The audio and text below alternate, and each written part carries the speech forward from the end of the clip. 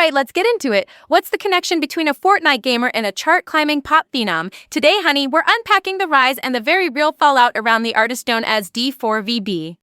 Hey, it's Emma, and I'm in a curious mood today because, some careers look like a glow-up in real time until life hits with a plot twist straight from a thriller.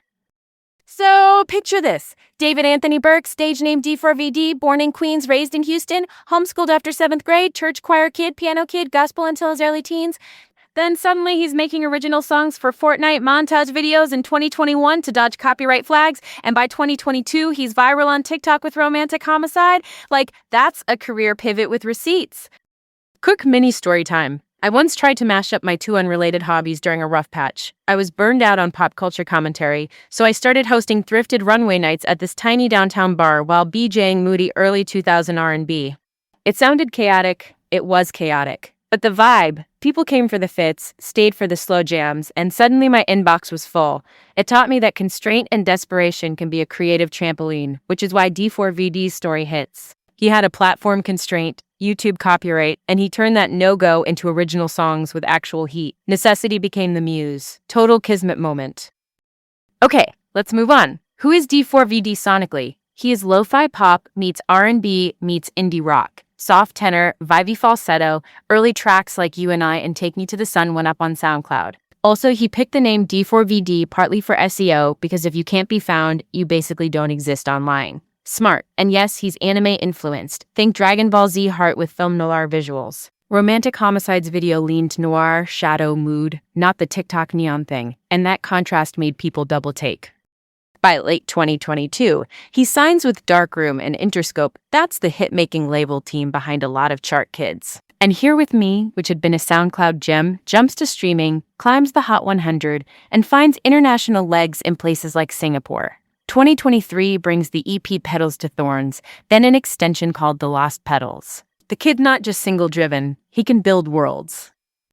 Let's unwrap the key players. First, Dawood Burke, that's his dad. Not a public figure, but noted as supportive. And support matters when you're homeschooled, gaming, making music in your bedroom like it's a startup. Second, BandLab, a freemium DAW. That's a digital audio workstation anyone can use in a browser. He made a lot of his breakout songs on it. Budget Studio, Platinum Dreams. Democratization of music is not a buzzword, it's a workflow.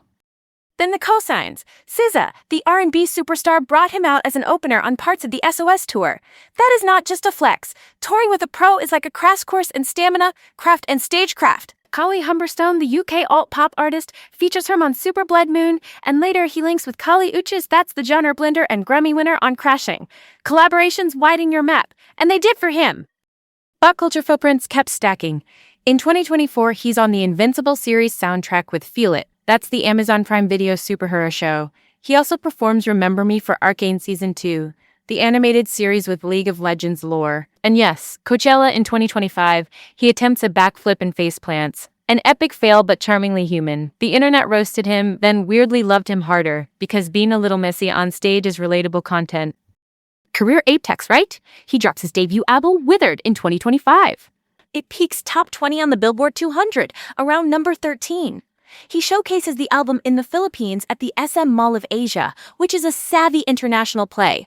Everything has to orbit LA and New York. The Withered World Tour kicks off and he's on the move.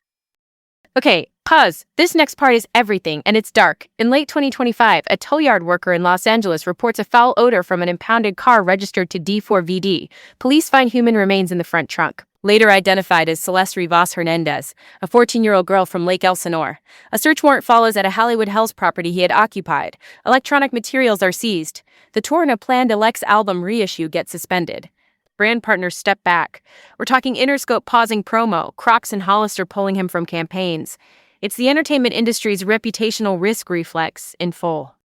And yet, because the internet is a contradiction machine, his Spotify streams double that week. He also becomes the top searched musician, actually the top searched person on Google that year. Controversy drives curiosity, not endorsing it, just observing a pattern we've seen a million times. Fast forward to early 2026, court documents are unsealed. He's the target of a Los Angeles grand jury investigation into Celeste's death. In April, LAPD arrests him on suspicion of murder. And prosecutors charge him with first-degree murder with special circumstances, alleging lying in wait and financial gain, plus lewd and lascivious acts with a minor under 14, plus mutilation of a body. Prosecutors also allege a witness killing linked to an investigation into alleged sexual acts. He pleads not guilty, and his lawyer denies the charges, saying he did not murder Celeste and was not the cause of her death. He's held without bail as of those filings, and prosecutors said they would consider the death penalty. Now, here's my take, and feel free to fight me in the comments. Separating art from the artist is not one rule, it's a sliding door. With allegations this severe, the social cost changes. I can be obsessed with the mood of romantic homicide and still say the justice system needs space to work. Innocent until proven guilty is not just a catchphrase, it is the line between us and pure chaos. We don't know the full story, and the most important person in that story is a child who lost her life. Hold space for that first. From a culture lens, the fallout is textbook. Labels and brands distance immediately. Collaborators recalibrate. For example, Kali Uchis reportedly sought to remove their track Crashing from platforms after the 2025 developments. Festivals yank bookings, and the feed splits into stan defenses versus moral outrage. But here's the bigger thing. This case shows how the same digital pipeline that lifts you can bury you overnight. TikTok can launch you in 6 months, and a single headline can unlaunch you in 6 hours. Still, artistically, his footprint matters. Making hits in BandLab a free tool is a high-key signal that gatekeepers are optional. His Invincible placement in 2024 and Arcane tie-in showed how songs travel through fandom ecosystems. His stage name SEO play is a masterclass in being findable, and the noir aesthetic on Romantic Homicide proved Gen Z is not allergic to old-school cinema vibes. If anything, contrast made it pop harder. And a quick nod to gratitude and faith. He's openly Christian, says he draws strength from God, that has colored his themes of hope and resilience. Also, he once said he lived vicariously through online friends as a homeschool teen, which explains why some lyrics feel like secondhand heartbreak. Not fake, just borrowed feelings rendered real. Songwriting is theater sometimes, we get that. So where does that leave us? Simple but not simple. You can acknowledge the craft, the DIY ingenuity, the undeniable run from 2022 to 2025. You can also say the legal case is serious, devastating, and ongoing. And until a court decides facts, the only ethical posture is patience, protection of victims and their families, and not pretending we know what we don't know. Okay, so what else, you ask? Next time I'm diving into another social media-born musician who turned algorithm chaos into a career, then paid a price for it in the court of public opinion. Different scandal, same internet. This was a ride. We'll pick this up next time. Later!